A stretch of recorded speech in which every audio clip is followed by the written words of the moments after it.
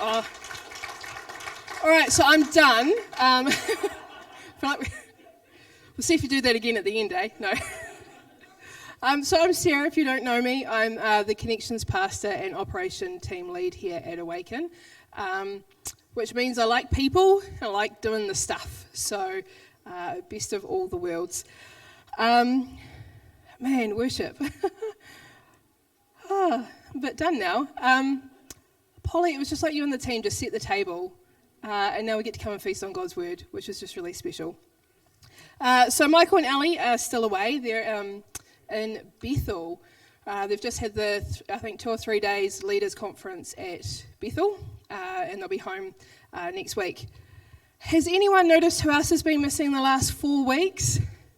David and Mary have been away for the last 4 weeks, and they're still away for another 3 weeks. So this morning, you know how you guys gave me that good cheering ovation? I just wondered if you guys could do a big hi for David and Mary. I've got, David's very tech savvy. He has an app called WeChat. And so we've been messaging back and forth while they're away. But I thought it'd be really cool if we just did a little quick video of, hey, David and Mary, we love you. I don't even know how to do this, but if everyone just wants to, video, this is really tough. If you guys just want to, I don't know, do a cheer for David and Mary. I don't know. Hey, David and Mary, we miss you guys.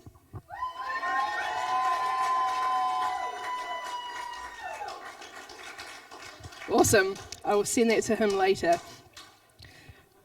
All right. I'm just going to pray first because I don't really know where to start.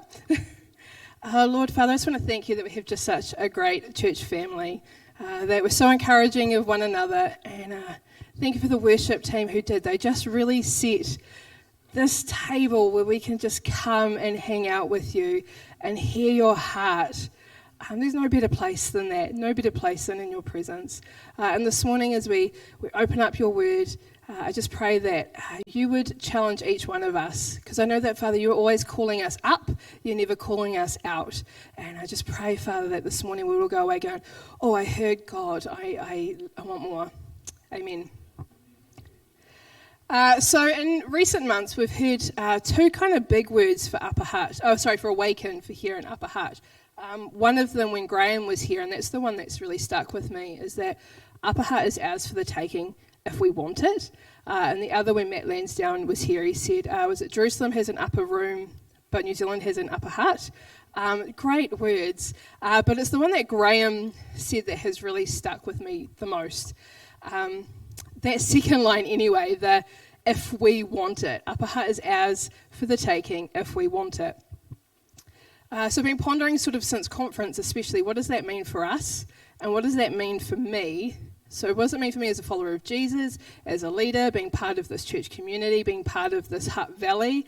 I know we talk about Upper Hutt a lot, but I'm from Lower Hutt, so yeah, the Valley. There's a lot of Lower Huttians here at Awaken. Just 2. The noisiest ones. So do we actually want to see this valley saturated in the love and hope of Jesus? And I've been thinking about what would I sacrifice for that? What am I prepared to do for that? Am I prepared to sacrifice my comfort, my time, my convenience, my agenda, my finances, my sleep? When God shows up, it's often quite messy, and we talk about that at church. I've heard Michael share it on stage, but I don't know if we're actually prepared for it to be messy. We kind of want God to show up, and we want it to be kind of tidy. It's kind of often not how he operates. Are we prepared to love people who have got baggage? I've got baggage too. I've been loved, but sometimes we just decide it's a bit hard, and we kind of bail out. On Sunday night at Awaken You, we talked about relational nutrients and the stuff that we all need to thrive relationally. And there's this idea that, often we want to get people from A to B. We want to get people sort of through pain and tidied up, and let's get them really quickly to being healthy. But actually, Jesus often sits with us in the A. He gets down in the dirt with us. But too often we're trying to get people to the B really quickly, and when they don't get there quick enough, we hands off, and they're going to make better decisions for themselves. So are we prepared to sit with people in the dirt? I heard someone preaching once, and they talked about Jesus' prescriptions. And I'm pretty sure that everyone here has had a Jesus prescription at some point. You've shared something that's going on in your world and it's a bit painful, and they've just been like, have you been praying? Have you been reading your Bible? You just need Jesus. Not wrong, but often not what you need in the moment. Sometimes you just need someone to sit down in the dirt with you who says, hey, you're okay with me, and I will walk this with you. And that's what Jesus did with the woman caught in the act of adultery. And I'm reading at the moment with a few other mad people. I think Ayla might be winning, maybe Suzanne, reading the Bible in a month. I'm behind. Straight up, I'll announce that one. But, in Leviticus, it says that, when a man and woman are caught in adultery, they both get punished for it. But in John 8, it's the woman that gets brought, hauled in, and Jesus is asked, what do you do with this woman? And Jesus, he just loves her. He gets down in the dirt. So we don't feel like we belong until we're known and accepted. And it's cheap acceptance to only love those who look like us. And I think we're really guilty of that in the church. Sometimes we're really friendly with those that look like us, but we're not very friendly with those that don't look like us. Sorry, I'm going quite fast, aren't I? It's all right? All right. So there's a poem that was written by a guy called Lawrence Tribble just before the Great Awakening in the 1700s. And it says, one man wakes, awakens another, second one wakes his next door brother. Three awake can rouse a town and turn the whole place upside down. Many awake will cause such a fuss, it finally awakes all of us. One man wakes with dawn in his eyes, surely then it multiplies. And I'm really challenged by that. What if it actually does only take one person to kind of set off a bit of a revolution? And if that's the case, what's my responsibility? Do I actually want to see this valley saturated in the love and hope of Jesus? Yeah, I do. But sometimes I wonder if I want to see it at the sacrifice of others, or others, I don't know how to word that. I don't want to necessarily sacrifice myself. And I think we all get like that sometimes. We want to see it, but are we actually willing to pay the cost? So Upper Hutt is ours for the taking, if we want it. So revival, it starts with me first. And I think we all need that in our hearts. Who became a Christian as a young person? Is there anyone? Yeah, I know that when I got saved, there was a song by Delirious called History Maker. I remember being 15, like, yeah, I'm going to be a history maker. Then suddenly you're married, you've got 3 kids, you've got a mortgage, and safety and security is kind of the thing. And it's like, man, where did that radical 15-year-old go who was, 15, who was preaching to my English class, about fire and brimstone and hell. And I had my theology quite wrong back then, but that's okay. But where is that spirit? I think we get so stuck in our security and we don't want to risk our comfort for Jesus. And so from that, I've been thinking a lot about Pentecost. Holy Spirit shows up to 120 people, and by the end of the day, there's 3,000 added. That's a lot of people to baptize. They met daily to pray together, to eat together. They'd sell what they had to make sure that no one went hungry. They'd be imprisoned and they'd be killed. That was a heavy cost for the early church in ways that we couldn't imagine. When we did the 7 letters to the churches, we heard that often people would have to choose, are you in a trade guild so that you could actually, work? Or would you not be in with the trade guilds? They would have to go to the temples, and there's temple prostitutes and sacrifices and all this awful stuff. So they had to decide, would they be in a guild, have security, go to those places, or would they stand firm for Jesus and risk not being able to feed their family? That was a really big decision people had to make. But what happened? The good news spread like fire to the ends of the earth because these people were so sold out. So where did our comfort become more important? On the Open Doors website, it says that 11 Christians every day are killed for their faith. Still, people are being killed for their faith. But where people are being killed for their faith is where it is growing the most. So to see Upper Hutt saturated in the hope and love of Jesus, won't require our lives, but it will require our lives. But we're getting comfortable. So, what does the Bible have to say? So in John 10:12, it says, "The hired hand is not the shepherd and does not own the sheep. So when he sees the wolf coming, he abandons the sheep and runs away." We are called in the book of Luke to count the cost of being a disciple. I said yes to Jesus when I was 15. I was at home, had my little Gideon's Bible I received in third form, prayed the little prayer that was in the back of it and wrote my name and the date. Got baptised a few months later, and then a couple of months after that, it was summer, and I backslid. And I was thinking during the week, this word backsliding is actually really unhelpful, but that's the word I placed on my story, that I backslid. What is that? And I look back and I think, that girl was just a 15-year-old teenager who was brand new in Jesus, didn't really know what she was doing, and just made a bit of a mess of things. But anyway, I hid from God for a couple of months because I thought I needed to have my life clean and tidy before I could pray, before I could read my Bible.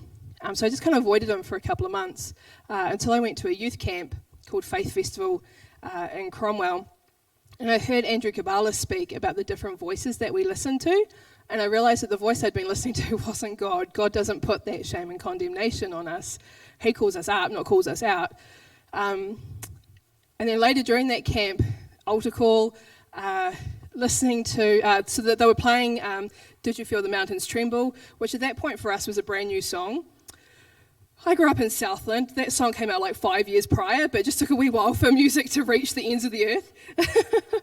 But I surrendered to God in tears and snot and repentance. And for me, that was the moment where my yes that I had said several months prior became real. And we have those better yeses, that profound yes. And that was it for me when it became real for me. So in the Bible, at Pentecost, Peter was he was the leader. And I love the story of Pentecost and how suddenly he was able just to preach this mighty message. But he had an incredible, profound yes as well. But he kind of went yes, no, no, no, yes. And that final yes before Pentecost was incredibly significant for all that he would do in the kingdom. When Jesus first called Peter at the start of his ministry, Peter was a fisherman and he said, "Follow me." And Peter walked with Jesus for 3 years. But in Matthew 26, it's not long before Jesus was about to be arrested and crucified. We've got the verses, Matthew 26. I'll just read them. Matthew 26, 31 to 35. On the way, Jesus told them, "Tonight all of you will desert me, for the scriptures say, God will strike the shepherd, and the sheep of the flock will be scattered. But after you've been raised from the dead, I'll go ahead of you to Galilee and meet you there." Peter declared, "Even if everyone else deserts you, I will never desert you."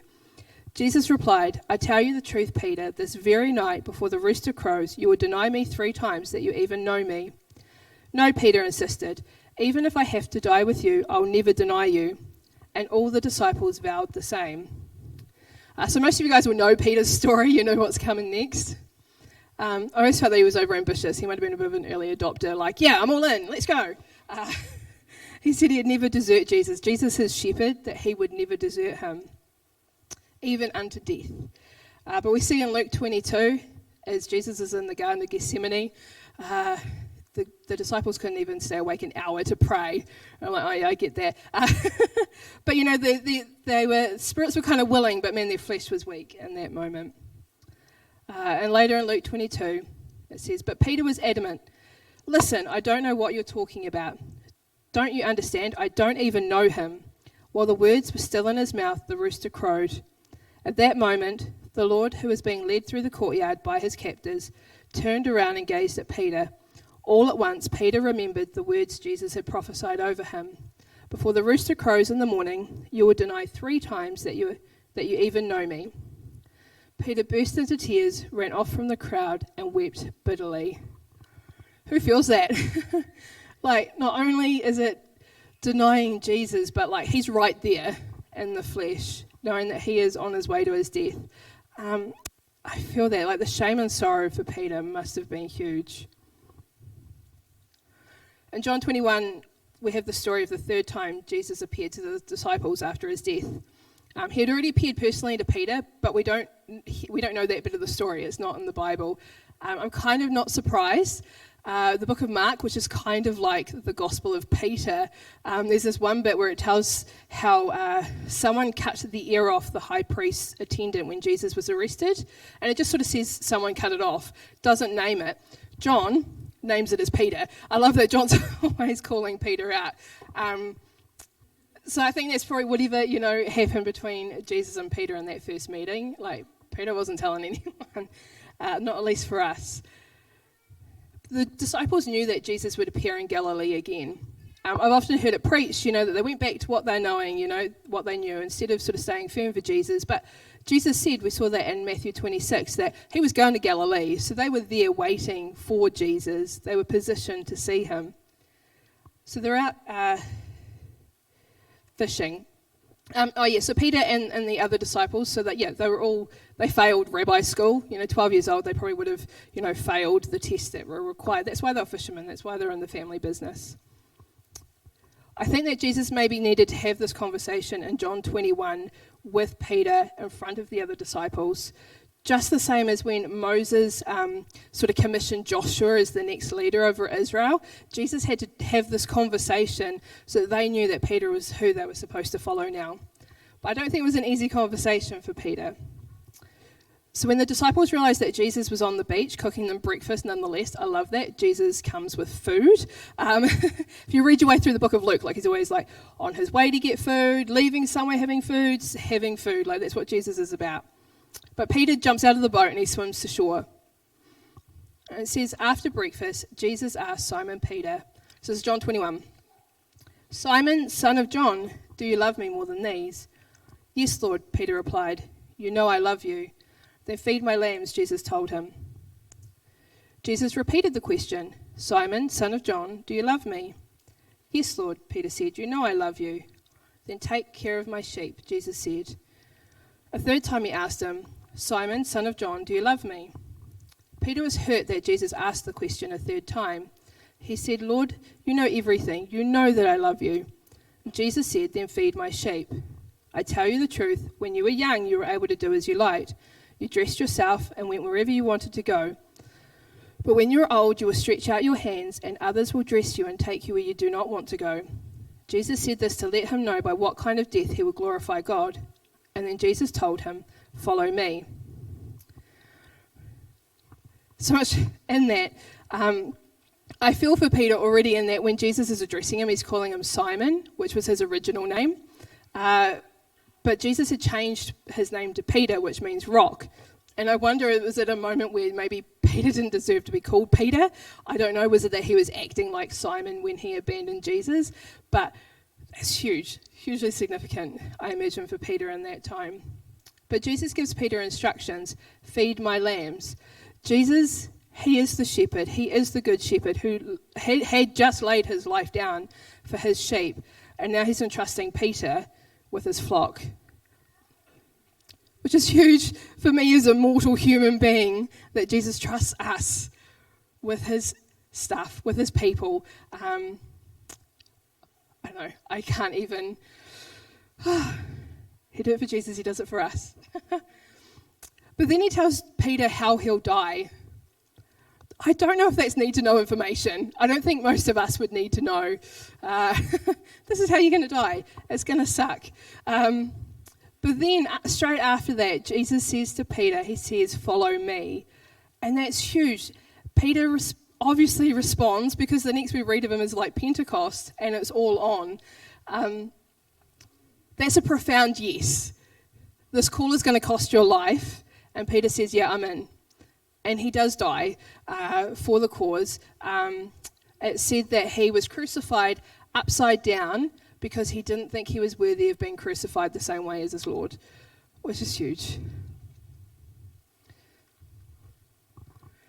So back to the verse I read at the start. The hired hand is not the shepherd and does not own the sheep. So when he sees the wolf coming, he abandons the sheep and runs away. Although Peter had plenty of enthusiasm, I don't believe he'd really made it past the hired hand until his denial and restoration. The word revival kind of means restoration too, and I think that was a bit what happened there for Peter. There was a revival. Revival. He moved from hired hand to shepherd. So last year I was faced with the question, am I all in? A few of us were asked, and I remember at the time being like, oh yeah, of course, I'm all in. And the more I sat with it, I was like, wait, actually, am I all in? Is my family all in with me? We want to see this mission. We want to see the vision of this Hutt Valley saturated in the hope and love of Jesus, but there was a cost to that, and my family, we had to actually stop and count that cost. I had to make sure that my identity and my security did not affect what I was going to do. I needed to know that I had to be prepared to shift. If I'm in the wrong seat of the bus, am I prepared to shift, even if I lose some financial security, or even if is my identity attached to what I'm doing? And I'm so glad that we wrestled with that. I'm so glad that we wrestled as a family with the cost, because this year's been a tough one. There's been disappointments, there's been losses, it's been lonely, it's been a bit tough. And so many times I've had to go back to God and be like, you sure, God? Am I in the right seat of the bus? Am I on the right bus? Sometimes we've got to wrestle with these questions with God. And every time he would bring me back, it's kind of the whole last standing orders. What was his last standing order? And for our family, it's to be planted and to be serving here. And it's those yeses that we keep needing to make over and over and over again. In Acts 10, Peter had to make another yes again. Peter got a bit caught in the whole, Jews are better than Gentiles, and he really struggled with that. And God challenged him, gave him this crazy dream, and God challenged him, and Peter again had to say yes. And I love that Peter struggled the same as the rest of us. He had to keep saying yes over and over and over again. He was human, he made some dumb mistakes, but again, he kept coming back. So, are we hired hands or are we shepherds? It says in 1 Peter 2 verse 9, "You are royal priests, a holy nation, God's very own possession. As a result, you can show others the goodness of God, for he called you out of darkness into his wonderful light." You are a royal priest. The Passion Translation says that you would broadcast his glorious wonders throughout the world. That's what you're created to do. You're made in God's image. You are created to broadcast God's glorious wonders throughout the world. You are a royal priest, and you're not called to just be a hired hand that would run when the pressure is on. And none of us are exempt. We're called to be salt and light. We all know those verses. But it's in such an obscure spot in Luke 14. I don't know if you've ever noticed it. There is this passage about counting the cost. There is this little verse about being salt and light in the world, and then there is all these passages about the lost sheep, the lost coin, and the lost son. So, we're to count the cost, we're to be salt and light, and then we're to see that which was lost restored. So what does that mean for us? We all have spheres of influence, and it's not all in the church. I think sometimes we get caught up in thinking that we need to be significant in the church. We are supposed to be significant wherever we are. It's about the kingdom. And so if you are, wherever you are working, you might have a colleague who is bummed out about missing out on a promotion, or you might have a neighbour who is struggling to survive. You might have kids who are struggling at school. You might have an elderly parent who is, fearful about the stage of life that they are in. You might have a friend that's just lost a relationship, whatever. Wherever you are, that is where you're called to be significant in that moment, to be salt and light, to shepherd people for the kingdom. And I read a quote yesterday from Brooke Fraser, which then Ayla tagged me in, same wavelength. "People aren't problems to be fixed. People are people for us to walk alongside and journey with and help pick up the pieces with, and when they drop them again, to get back down and help them pick them up again. That's real love, without condition and without expectation." So each of us has to decide if we're willing to say another profound yes. Upper Hutt is waiting for us. This valley is waiting for us. And it means being all in. And it means shepherding some people that don't look like us. Sometimes shepherding people that don't smell like us as well. There's a book called Drop the Stones by Carlos Rodriguez. And he has a story in it that I want to read, because when I read it, I was just like, oh, I get it. So it says, Robert was always hanging out at the traffic light, and he always smelled like death. He used to have a job, a family, and access to a shower, but now he had nothing. No home, no bank account, and no dignity. An addiction to alcohol owned Robert, and, like a slave master, it drove him to that traffic light. His daily plan was to earn a living by begging in the streets of Camui in Puerto Rico, to see if enough people in his tiny town felt pity he never felt when he had been the one breaking at the traffic lights beside the homeless asking for change. At night, with his nickels and dimes, Robert would buy the liquid that would help him forget. 40 proof was almost strong enough to erase the reality of his tragic life on the streets. That specific traffic light was less than 2 minutes from our church. It was the exact turn that would indicate proximity to the house of God, and yet to that house Robert never came. Almost every day we would encounter each other, and almost every day I prayed that the light would stay in my favour so that I could drive on by. The days when God would not answer my prayer, I would give Robert all 90 seconds of my attention before the red turned green. Some days I would get slightly angry with Robert. I would never tell him that, of course, but I expected him to do something about his condition. I would whisper to myself, he should know better, he should try harder, it's up to him what happens next. Yes, God, you love him, but he needs to love himself. Then I would smile, roll my window down, throw a few quarters into his plastic cup while saying, bless you, and then drive to church to do the will of God. After months of people inviting Robert to join them for the Sunday service, one couple was successful. A young man and wife would take Robert to a restaurant for a weekly meal. Eventually they took a more personal step. They brought him to their home for rice and beans. They did not stop there. Soon they started to buy him groceries and take him to see the doctor. This couple purposefully did not invite him to church. Instead, they became the church to him. In due course, Robert joined them for their Sunday routine at church. It was close to a spot on the street anyway, and the air conditioning provided a welcome break from the heat and the shame. The first time Robert entered the church, I noticed him right away. I could see him from afar, and honestly, it was impossible not to recognise him. I wanted to be kind and prove that I was a cool pastor and a loving Christian, so I made my way over to him. Before I got close, the odour that radiated off him was more than I could handle. I gave him a short handshake, but as soon as we were done, with a half smile on my face and trying my best to be discreet, I began a desperate search for hand sanitizer, because who knew where those hands had been?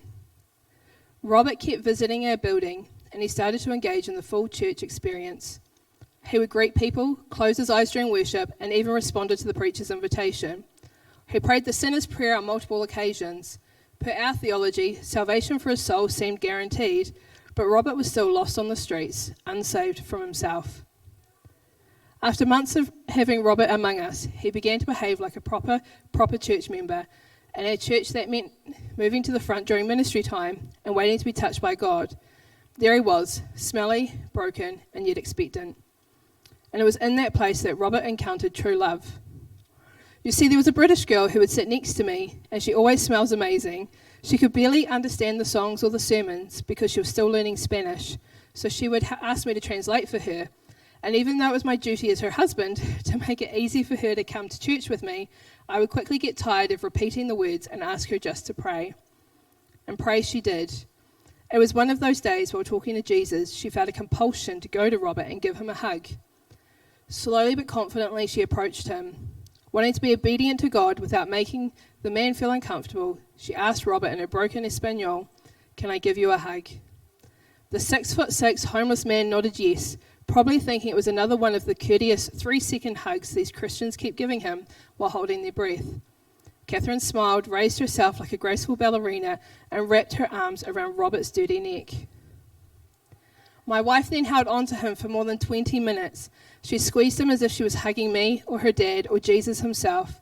Her calf muscles worked hard as she determined to stay in that position, tiptoeing for the hug. It was like she was convinced that this one act would make up for every unkind word that Robert had ever heard, as if one embrace could convince Robert to stop drinking, sinning, begging, limping. She held on to this man like it was her favourite thing to do. As she breathed in her stench, all she could smell was the fragrance of the Redeemer. While she embraced his wounded body, she could feel herself being healed. And watching her doing it with such grace convicted me. Catherine was Christ, Robert was the adulterer, and I was the religious leader. When will I ever learn? Previously, I tried my best to convince Robert to change his lifestyle. I spoke with him on multiple occasions about improving his condition. I invested time into prayer, asking God to lead him into the way of real freedom. My strategy was to use godly principles, human plans, and the pious language I was acquainted with, but he still looked the same, begged the same, and drank the same. It wasn't until that warm embrace that things turned. We never saw Robert again. We didn't see him on the streets or in the church. Why? Because he decided to go back to his family. Then he entered a rehabilitation program. Robert moved on to a different sort of light, a more divine and gracious one. He sent us a message a few months later. He was clean, happy, and connected. It was the hug he kept saying. It was Catherine's hug. In the captivity of my wife's arms, a drunkard became intoxicated with acceptance. There he encountered the fragrance of liberty. There my wife enjoyed the aroma of obedience. And there I stumbled into the stench of my pride. Mother Teresa once said, if you can't do great things, just do little acts of love. I think she knew a thing or two about Jesus, so does my wife, and one day I hope to smell like them both. As the Bible says, we are the aroma of Christ to God among those who are being saved and among those who are perishing. Long story, but good, eh? Yeah. Who's been guilty of... I've been there with church and people that... We've got to start loving people that don't look like us, who don't smell like us, and not always be in such a hurry to get them fixed up. To not be such a hurry to say, hey, I'll pray for you. Good luck. But actually to sit with someone in it so that they know. We say 4 things we used to have up on the wall here. You do belong, you can live free, you do have purpose, and you are significant. People aren't going to get to know that they're significant unless they know that they truly belong. And if we keep just passing people over, people need to know that they are known. I'm going to love it, people. So can I be really clear that I haven't arrived, though, as well? Need to just be really honest on that. On Friday afternoon, I'd had kind of a bad day, and so Ian took me out to go have a hot chocolate and do some shopping. And we were driving to the Hutt, and it was raining, and Ian suddenly, I'm not paying attention, I'm looking at my phone, and he pulls over, and there's this guy walking, tatted all up, walking Harcourt Drive. And Ian's like, you want to ride? And the mate's like, yeah, sure, you know. He stunk actually, yeah. Stinking out the back of my car. His name was Peter. Ian thought that was really funny. Anyway, and we're driving, and it turns out that I don't know the whole story, but his missus was at Avalon Park with the car, but the pit bull's locked in the car, and he's got the keys. And I can see Ian's brain's ticking over. He's like, how can I pray for this person? You know, how can I, bring them some value? We're chatting to Peter, and we get to Avalon Park, and we find his missus, as he called her. She stands out from behind the car, and she's got makeshift tourniquets on her arms. And I think Ian had missed that, and I was like, and they're really angry at each other because he'd walked halfway to Stokes Valley because he didn't know how to find Avalon Park. And I'm thinking, this is not a great situation, and I'm suddenly understanding what his relationship is to her, and thinking this is all not really. But Ian, he's out of the car. He's wanting to. My sensibility is going, this is really not safe. We should go. We don't want to be dead. No, with Ian, he's always seeing the person, not the situation. We didn't actually get to pray with them or anything. They were way too volatile for that. But we got to be friendly people who picked him up off the side of the road. He said he didn't think anyone would, pick him up. So, yeah.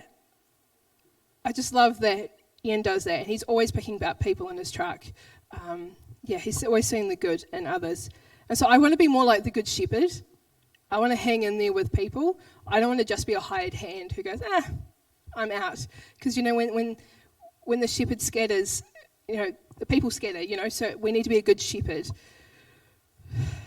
Gregory Boyle, who some of you will remember from that awesome video that Peter McHugh shared at conference, has this quote: you stand with the least likely to succeed until success is succeeded by something more valuable, kinship. You stand with the belligerent, the surly, the badly behaved until bad behaviour is recognised for the language it is, the vocabulary of deeply wounded and those whose burdens are more than they can bear. And I think when we catch that, people will know that they belong here, and then we can actually turn this valley upside down. And finally, so for me this year, part of this, and I love that Polly talks so much about coming to God and reading your word and praying. For me this year, I sort of have made a decision, like if God's going to show up, so am I. And that's meant a few different things for me. Tuesday mornings I come down here and I pray by myself before I start work. And sometimes I literally have to be in here an hour and a half before my brain shuts off enough that I can actually hear God. Sometimes you've got to stick it in. On Tuesday or Wednesdays, we always pray with Mary and Tracy. It's always an open prayer time. It's so great to be around women who are strong with prayer. Sundays, our gathering, we want to be here with the worship. When the worship team are laying the table, like I want to be here for that every week. Like if God's going to show up, so am I. And on Sunday nights, we have this half-hour amazing worship time and prayer time every Sunday night before Awaken You. And I love that when we get into that, I don't know what God's going to do, but he's always doing something. And it's not about religion. And I think that needs to be made really clear as well with what Polly was saying before. It's not religion. It's about rhythms. It's about positioning ourselves. Peter and the disciples, they were in Galilee because they knew that's where Jesus was going to show up. So we need to put ourselves in places where we can hear God's heart for us and God's heart for others. So we're going to do communion.